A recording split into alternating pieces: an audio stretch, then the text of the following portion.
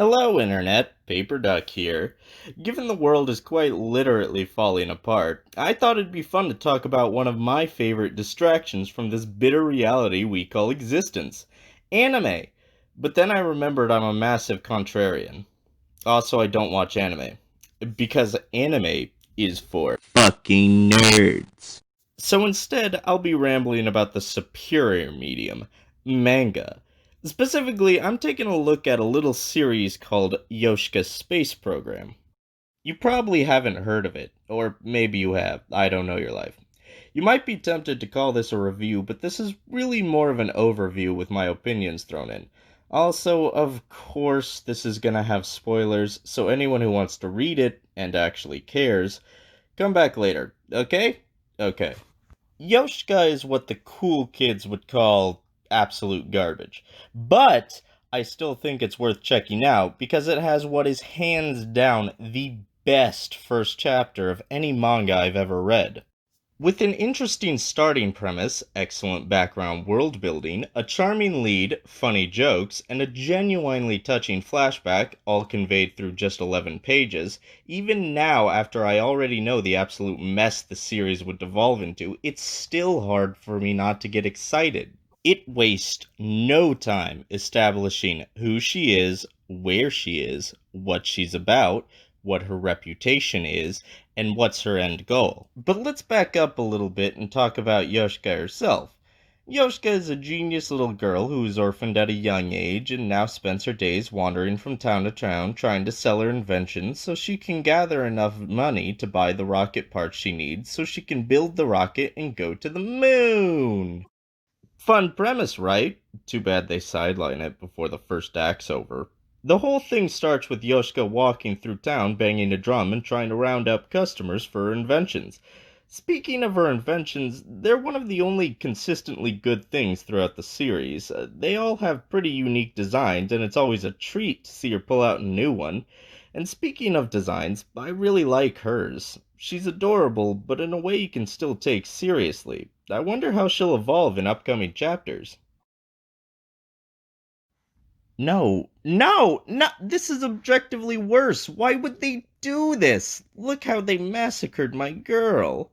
Yeah, gradually they start drawing her more round and stocky, and she also starts doing this stupid thing where she just sticks her tongue out for no reason like a less cute Suyu. Yeah, admittedly, she always acted like a gremlin, but now that she looks like one, it's just bad.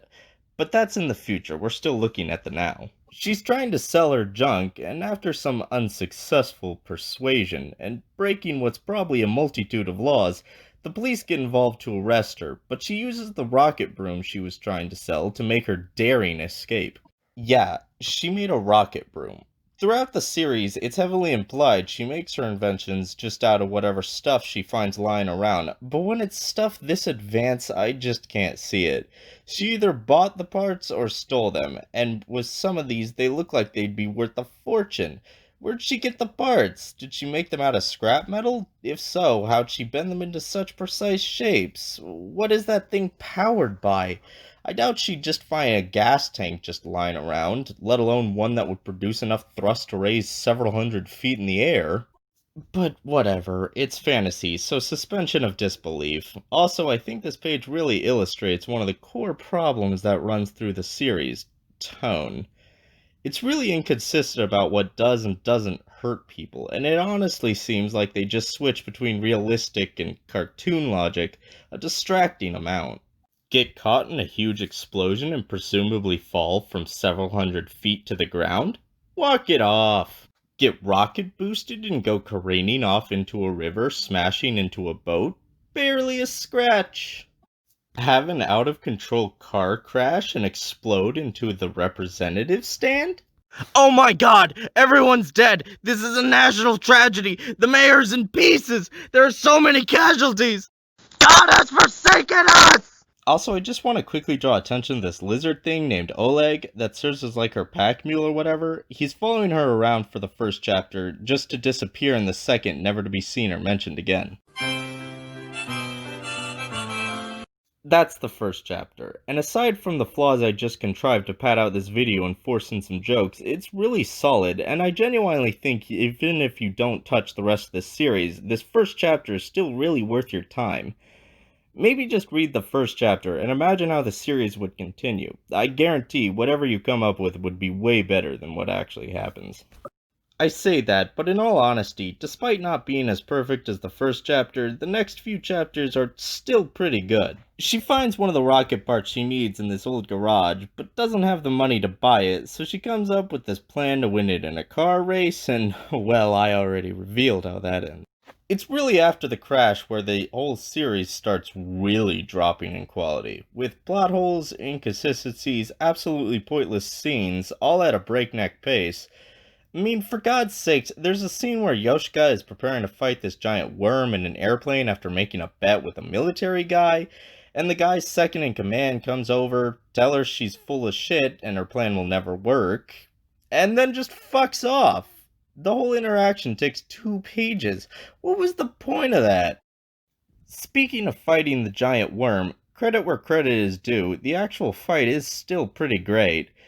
Given the pace is normally insane, whenever moments come up that are supposed to be high intensity, fast paced action, they're still done really well. Also, it's about this time when they quite obviously just start contriving scenarios so they can draw Yoshka in a cute outfit, which, yeah, I'm pretty okay with this. She does look flippin' adorable in these costumes, even if she does still look like a frog. I'm not going to talk anymore about After the Crash because I read it almost a year ago, and other than those first few good chapters, I just can't bring up the energy to put myself through that again. So I'm not going to go after the ridiculous government conspiracy or the moon people or the fact that the later chapters try to retcon everyone's death. Fucking hell!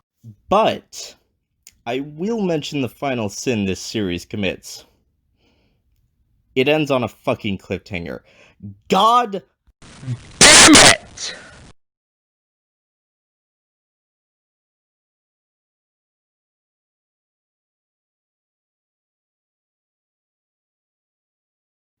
So I really want Beatrice to sit on my